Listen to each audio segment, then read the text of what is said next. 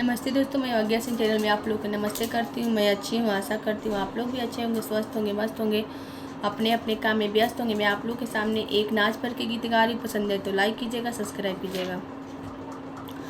अरे कोड़ा कोड़ा नोट से खरीदले बनी राजा जी, कोड़ा कोड़ा नोट से खरीदले बनी राजा जी। जवन जवन कहम तवन करी हाय राजा जी, जवन जवन कहम तवन करी हाय राजा जी। खाए का बनाई में तू खियाई हो राजा जी, खाए का बनाई में तू खियाई हो राजा जी। जवन जवन कहम तवन करी हो राजा जी, जवन जवन कहम तवन करी हो राजा जी।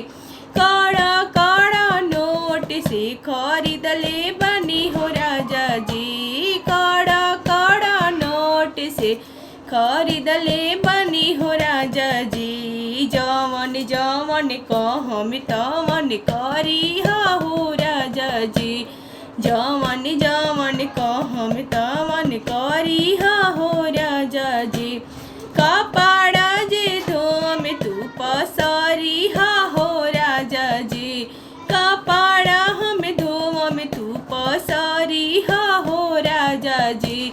जवन जवन कहम तवन करी हो राजा जी, जवन जवन कहम तवन करी हो राजा जी।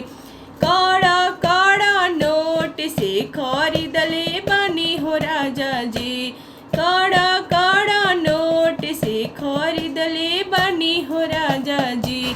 जवन जवन कहम तवन करी हो राजा जी, जवन जवन कहम तवन करी हो राजा जी।